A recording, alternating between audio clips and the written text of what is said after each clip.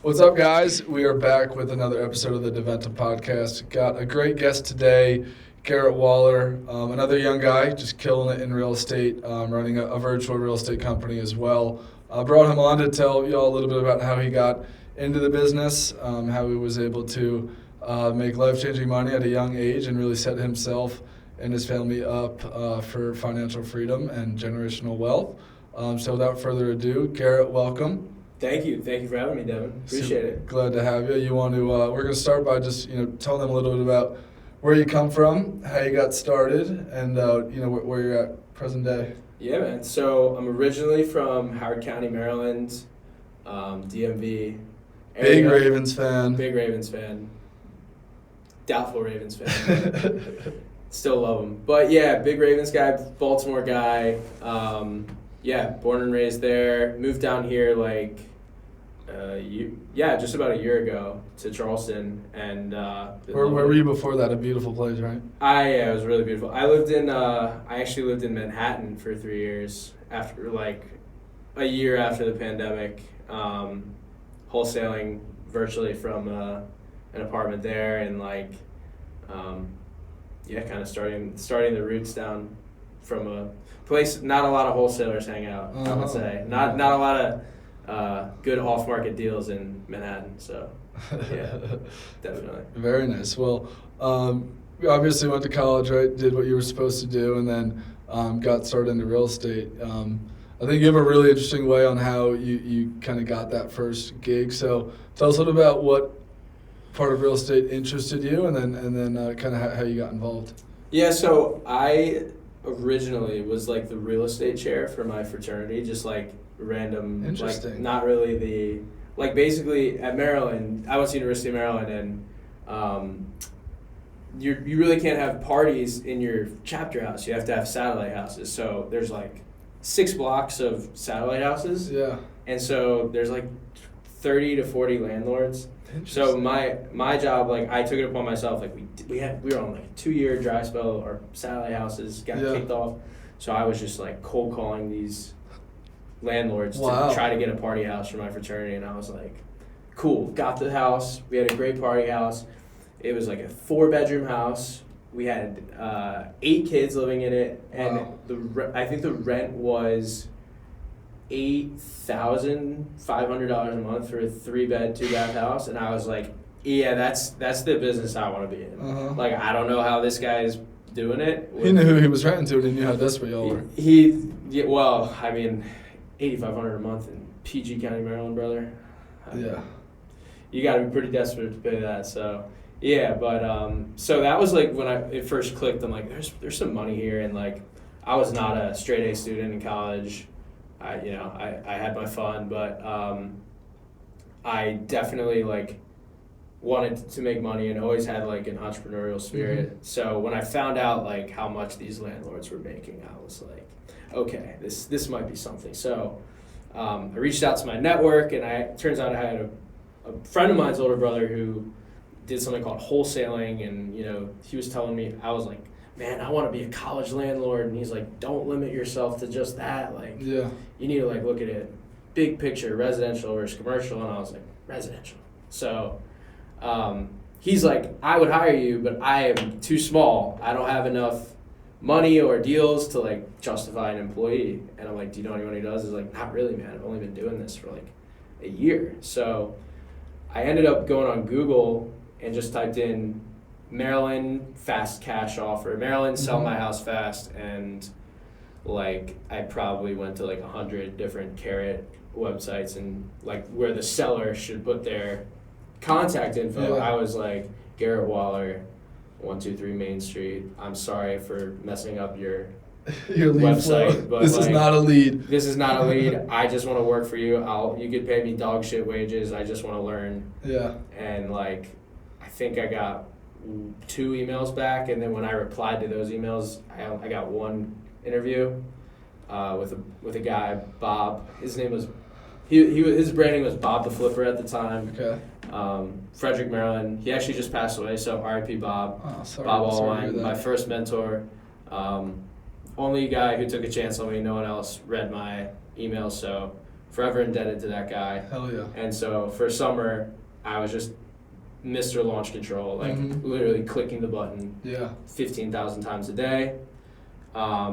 Learned about like what the structure of the business was. So I did that for a summer. Then you guys were mainly wholesale. You were doing that was obviously no. So he was flipping only at Okay. that time. But like he was a big investor fuel guy, and like he would always go and bring back different marketing strategies and things, and so that was the new cool thing in 2019 was text blasting. So I was in charge of that, and then I worked for him for the summer, but it wasn't really something that it was a family business. Like it was him and his son and his wife, and like, just doing local.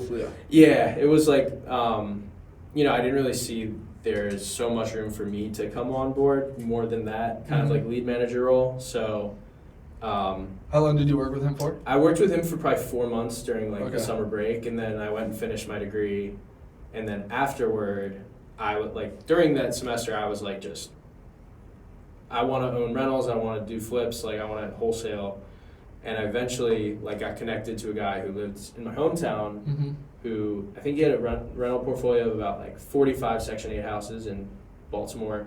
Wow. And he was trying to grow it, and so I basically was like, I'm the number one launch control expert in all of this county, and I will, climb Mount Doom and drop the ring in the lava for you for minimum wage. Just teach me the ways. So he hired me, bought me a Chromebook. Yeah. And he's like, yeah, like you gotta get like 2 houses a month. No marketing. No marketing at first. So I was just Craigslist. Wow. What else did I do? Pre-foreclosure listings. I would like try to find the owner. That lasted for like 3 months, and then the pandemic started, and so he's like, we can't spend any money on marketing, and I'm like, dude, like the market's off the chain right now. Yeah. We gotta do this launch control thing. So we started, and it went crazy. Yeah, it worked well. Yeah, it did. So that's kind of how I got started, and that was like kind of when we first saw success, was like kind of convincing my boss to spend some money on some marketing, and just like take that Very cool. faith. Yeah. Oh yeah, and wow. So launch control, you teach your boss how to actually market. I couldn't imagine being in acquisitions without with no marketing budget. So props to you for that. Yeah. All right. So implement the launch control. You guys had success. Obviously that worked. Did you have another role after that, or that's kind of what gave you the confidence? So we were getting a lot of really good leads, but he was buying most of his deals from like wholesalers in the MLS. Yeah. So like he would be like, oh, this guy wants to sell, and like give me the phone number, and I'd call him, and like I never had a sales job. There's no training involved. So he actually found a couple different real estate sales people. The one that really changed it all for us was Jerry Green out of Cincinnati. Yeah. So we went to his event, and it was like getting the 10 Commandments, man. The pillars of motivation, all of that stuff. It was like, oh my God, now I can like close deals. So we went to that event, and then like we went from doing like 2 deals a month to like 8 or 9. Yeah. Probably like pretty much overnight. That's awesome. So that was the moment that changed everything for us, for sure. Nice. That's awesome. And then help us understand, from what led you from working with him to then starting your own shop. Yeah. So I honestly think I got a little bit cocky. We went in 6 months. Like it really was like December of. I don't remember what year. This was all during the pandemic too. It was during the pandemic, yeah. So it was like maybe the end of 2021. So coming into 2022, that like January to May, we were like putting up $60,000 to $110,000 assignment months every month with like a $10,000 a month marketing spend. Damn. So Wish it that was wish that was still possible. The good old days. Yeah. So I was like, I can go off on my own and do this. Like I don't need anyone else. And then like I also was like kind of not so high on Baltimore because I was like running an appointment and like really barely dodged getting carjacked. Like in a not so nice area. All the properties you're walking are. Oh yeah. They're in the hood, I'd say. Oh yeah, they filmed The Wire like probably like 10 minutes before this all happened. So it was like maybe there are greener path. Like maybe I can wholesale houses somewhere that's not like a war zone. So that was a pretty those two things, just like not really loving the Baltimore vibe, and then like like just being like very confident, like, oh my God, we're killing it right now. Mm-hmm.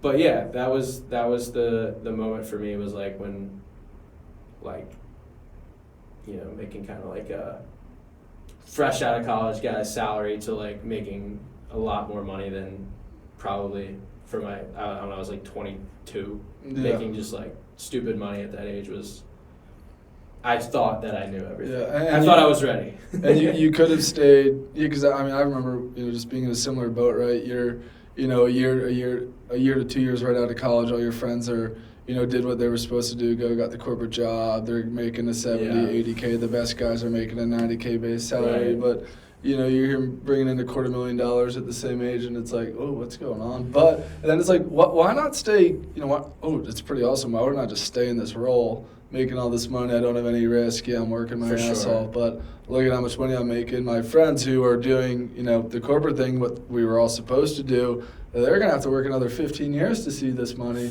So, what have you always kind of had that entrepreneurial draw to? Hey, I know I can make more. Well, I was living in a basement. Yeah. Of a row house in Baltimore with no heat for like 5 months during this, and I'm like, well, you know, if I go off on my own and I start my own, you know, I had just moved out of there and I had carpet and heat for the first time that year.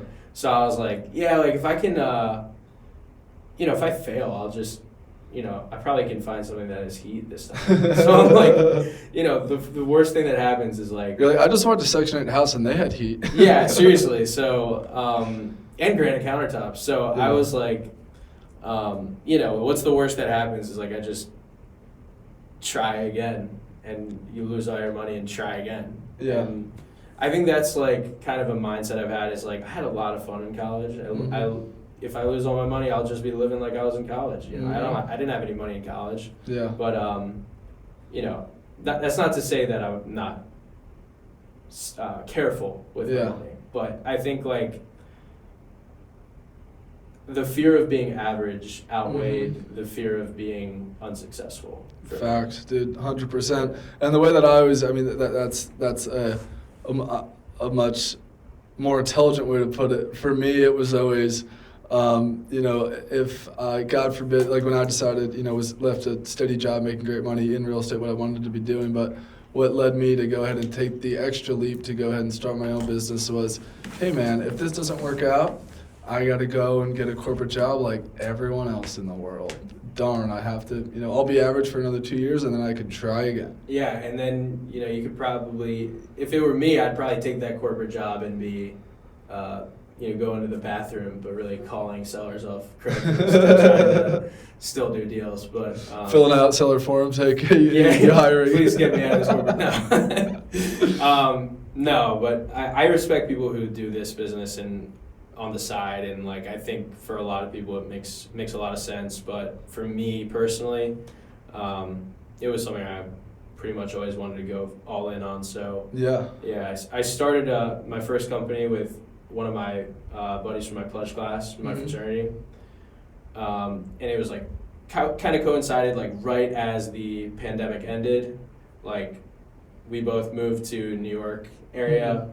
We were planning on like wholesaling in New Jersey and in Baltimore, and we had like a little success at first, but then like, you know, we both were making good money, and you know, the lockdown had just ended, and we totally lost focus, man. We were just having too much fun. Yeah.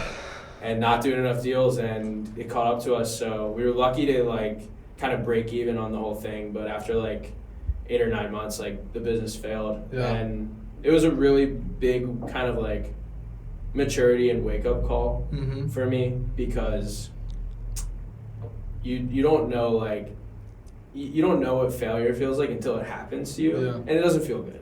It doesn't feel good, and it like it's something that you want to try to avoid for sure. And I think like it was like, okay, like maybe tone down going out with buddies, going out to the bars, like setting up like routine and like really like kind of becoming a man almost. Whereas like definitely before failing, I would consider myself a boy for sure. A boy with money. a boy with a sack of gold. Yeah. That's awesome. And then so that one, and that pretty much kind of ran y'all to the ground. The post-COVID, and you had no pipeline. And then at what point do you kind of call stop the bleeding? At what point do you? So then what was the plan from there? The plan was, okay, I'll just go back to being an acquisition manager for somebody else, which I did, and I got a job with a guy out of Connecticut who seemed really good, seemed like he knew what he was doing. Month 1, I put 15 deals under contract. Damn. And I think he dispoed 4 of them. And they were good deals. But like I just wasn't allowed to touch the dispo, so I was working like a dog for this guy. Yeah. And getting deals left and right. And then like he just couldn't dispo anything, so I had no choice but to just like move on. And I made a good amount of money, and then I was like, listen man, like this just isn't working. Like I'm doing my part. I don't know what to do if my boss can't do his. So moved on, took the little money I had, and my roommate at the time, he's like, hey, I have this buddy that's like trying to get into real estate, and he doesn't know really anything about it, but he has some money saved up and wants to do it. So he flew into New York, and we met for the first time, and really we had a good weekend. We had a good connection, and I kind of just pitched him on what I was doing before, and why, and I just like was very upfront about why I failed and why this time I won't. And ended up kind of bringing him on as a money partner for True South, and the rest is kind of history. So that was about 3.5 years ago. Wow, that's awesome. I mean, just to see from the way you got in it, kind of, you got to see a lot, right? You got to work for a lot of different people. You then had the confidence to go ahead and start your own business. You were successful in that venture, and then your own, you take responsibility for what happened, which is definitely super important. But that obviously, What about you, Devin? I always look to Devin. Devin's like just got this like straight line career. Like, what's one thing that has there ever been like a hiccup or a bump for you that like maybe you haven't hasn't been so obvious? That's a good question, and I mean I'd hate to, and I definitely knock on wood when I say this, but I've been very fortunate. I feel like I have always been very disciplined. I knew the risk that I was taking, and I jump-started my business. I honestly didn't think I was going to be profitable year 1 of my business. I think I always abide by Tim Brotz's quote where year 1 you plant the seed, year 2 you begin to water the seed, and then year 3 it actually starts to blossom. And I was under the impression I won't see profit until year 3. Granted, we were definitely profitable year 1, which was a shock to me. Definitely exceeded my expectations. And I think the main reason there was, number 1, being disciplined. Obviously, I had worked with Nate for 2.5 years and built that business with him and learned a lot from that.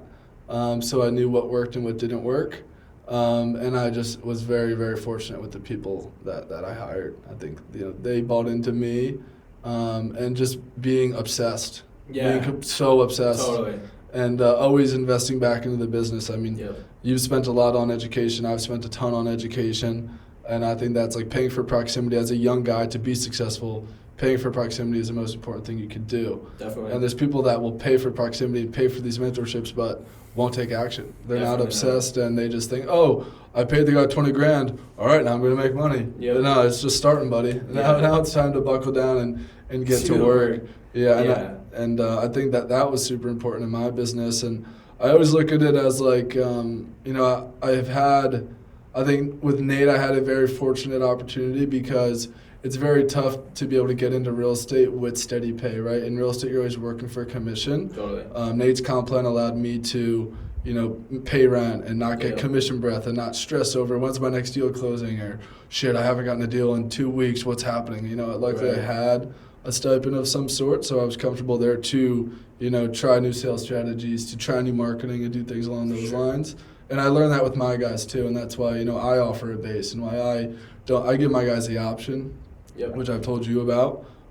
But yeah, I think, obviously the people you hire is very important, and, like you said before, you alluded to it, but the entrepreneur is the bottleneck of their own business. Totally. The business can only be as successful as you are, right? So if I'm slacking, if I'm, sleeping in or falling out of routine and, I go out, I have my fun, but I make sure I earn it. And then then I feel like crap, then I'll go torture myself and run 10 miles. Yeah, man, yeah, we do the same thing too with the base.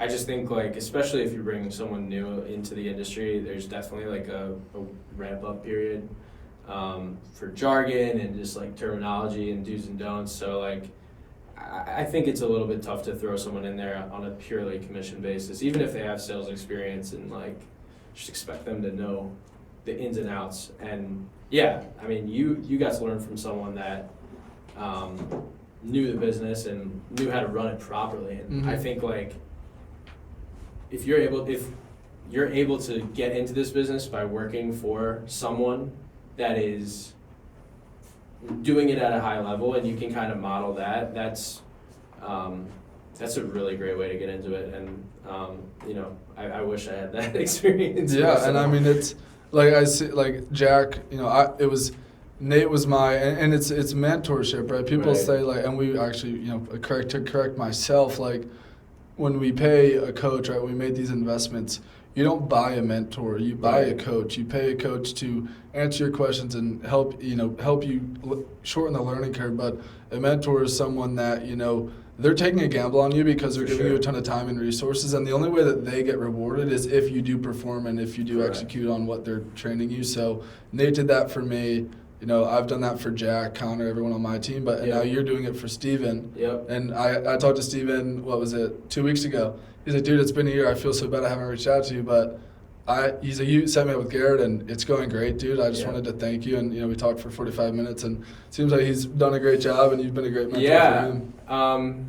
And kind of touching on what you said, though, like, it's one thing to know the numbers and be able to run the numbers. It's another thing to be able to run a company. Mm-hmm. And you can go and work for someone who knows what the price needs to be to cash flow on a rental or how much repairs the flip will need. But if you're not working for someone who knows how to run a company, the limit of what you can learn is pretty much a lot lower. But yeah, man, as far as Steve goes, I mean, he's had an insane May. I think he's put 5 or 6 under contract in the last few weeks. Make me kick myself. Yeah. But we really have been working really hard on fixing our CRM, and we've implemented a lot of changes to our sales process.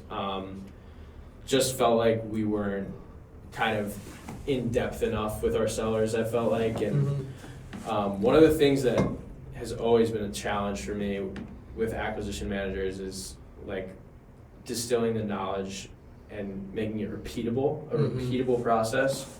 So especially when you're focusing on the emotions of that person, because for those of you that don't know, the majority of people that you're going to buy real estate from, it's an emotional game for sure. So I think, Steve's doing great. We've really spent a lot of time revamping how we handle sellers. Not really changing what we were doing before, but just going a lot deeper. Oh yeah, sure. It's not. What's your asking price? Oh, nope, sorry. Right. Nah. I mean, you are gonna get smoked by people who, if you're just going and calling people and saying, what do you want, why are you selling? How much do you want for it? When do you want to close? When do you want to close? I'll tell you right now, there's probably 5 to 10 people in your market right now that are eating your lunch because they know how to focus on what is important to the seller and not what is important to your company's bottom line. And the sellers don't care about price. Mm-mm. They care about their pain, Yeah. their situation, and companies that can get people into an emotional decision-making state of mind, they're going to eat your lunch. 100%, yeah.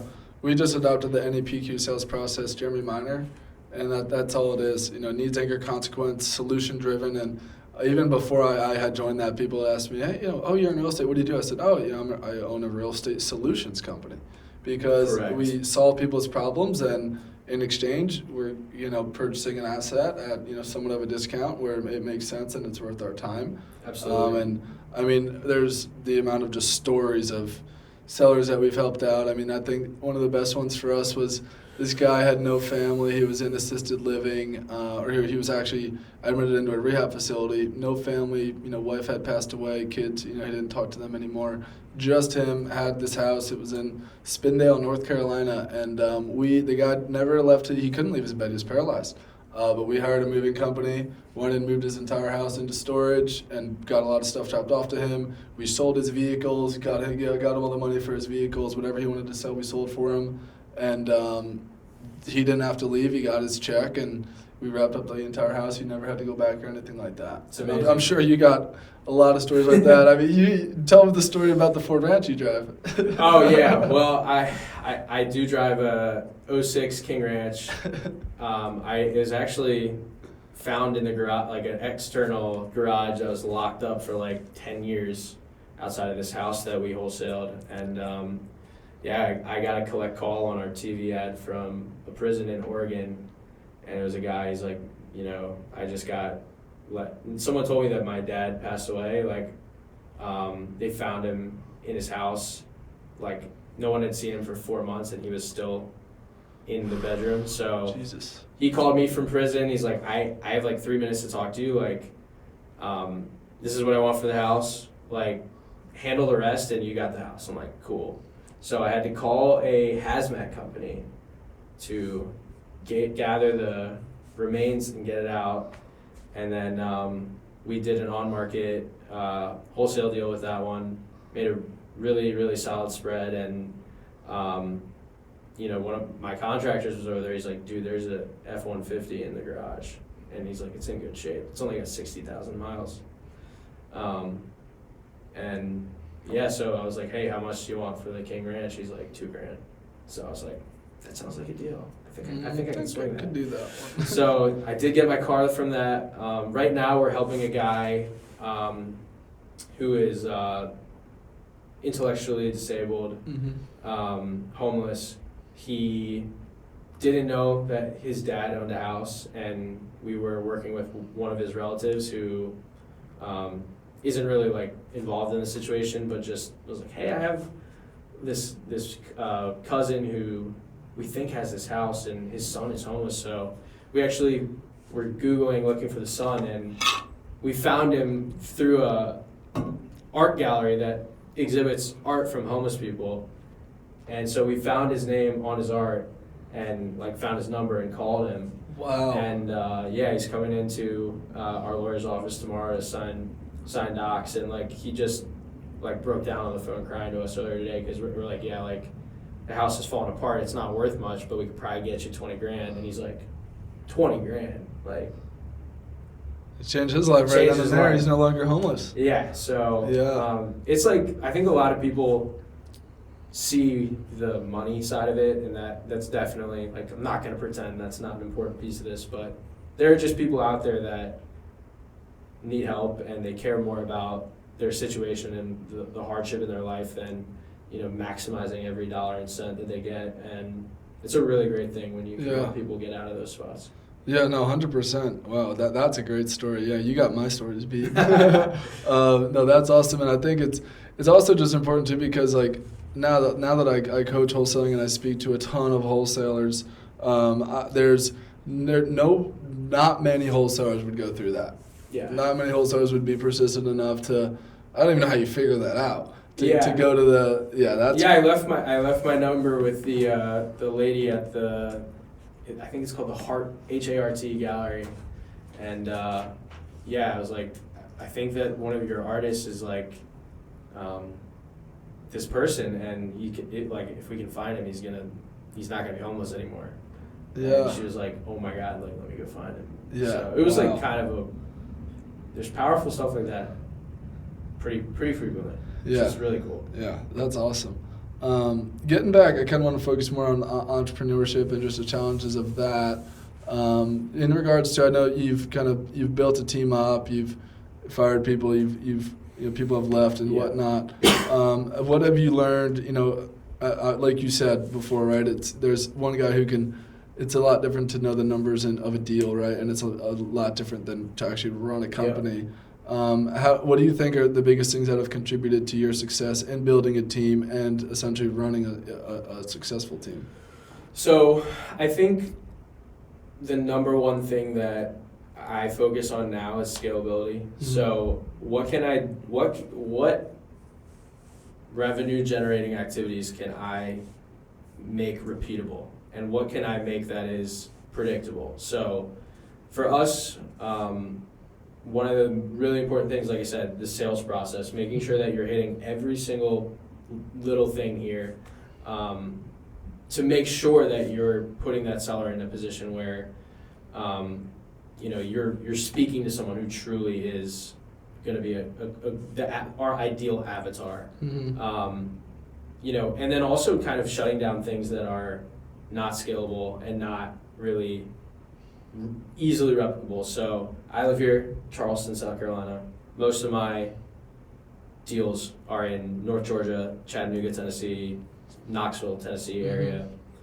And probably for like the last 2.5 years, we've been flipping houses remotely, and really successfully, been great. But the thing about flipping houses, I'm sure you know.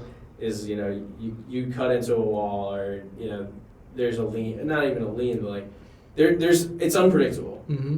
There's no risk. There's a lot, and especially if you're not there on the ground, it's harder to get ahead of it. And I'm not saying it's impossible, but for us, it was too much risk and not enough reward. So we stopped flipping houses, and now all we do is wholesale, novate, land home packages. Back to the basics. Yeah. That's what everybody always does. Yeah. I mean, like me right now, I've won in Pittsburgh. I've never been to Pittsburgh. Steelers suck.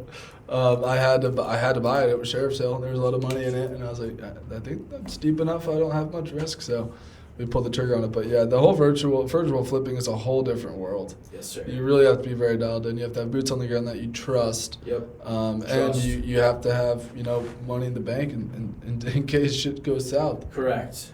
Yeah. I think at one point last year we were flipping like 9 houses at once, and it was just like getting so crazy just managing. It wasn't really the financial side. If you have good financial connections, I think that flipping houses or any kind of cash heavy investment strategy can be managed, but just the management and the BS and the contractor this, contractor that, it was just not worth it to us. Mm-hmm. So we really have started going pretty balls to the wall with mobile home, land home packages. Yeah, which is awesome. Tell us a little bit more about that. Are you, I'm not gonna. Yeah, so basically, I have a mobile home dealer's license, so I buy mobile homes directly from the factory.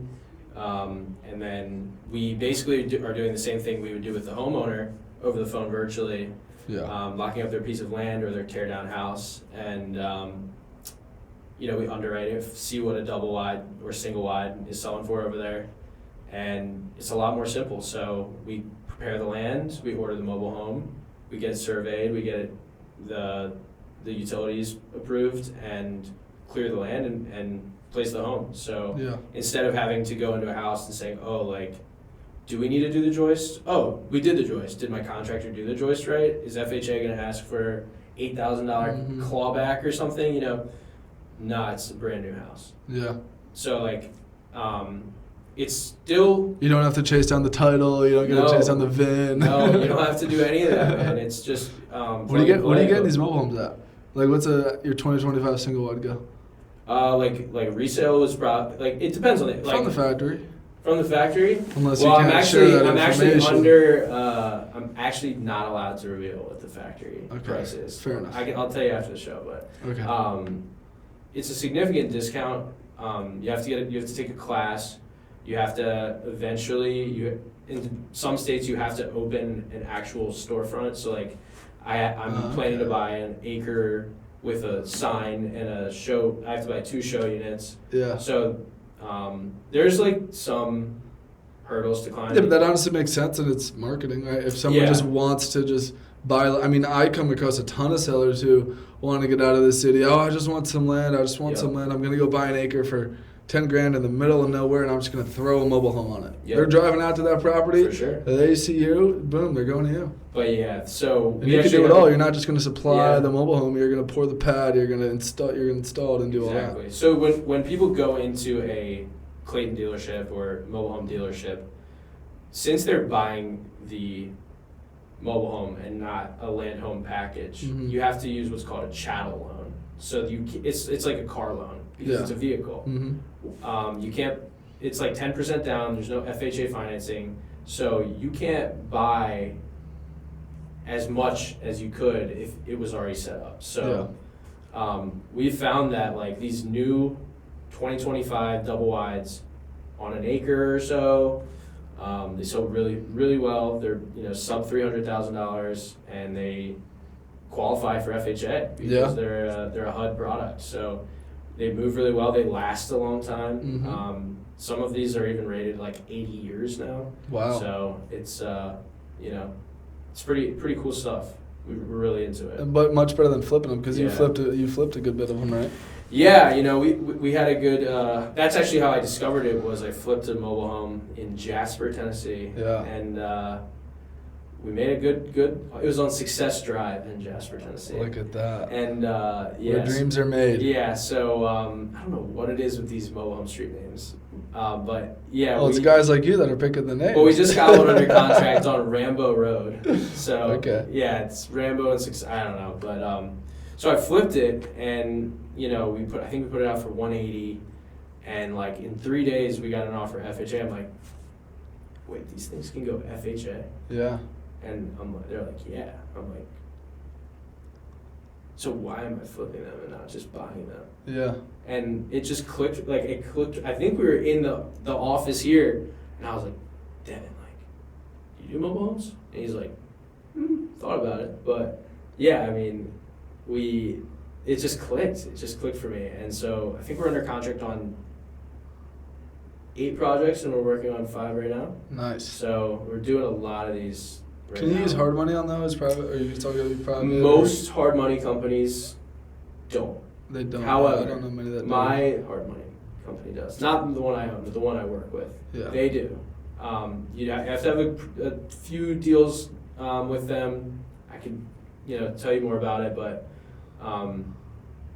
they are out there, but again, every loan is just one good pitch away from coming true. So if you have a good relationship with a smaller hard money company, there's absolutely no reason why you shouldn't be able to have a conversation with them and say, hey, look, this house will qualify for FHA financing.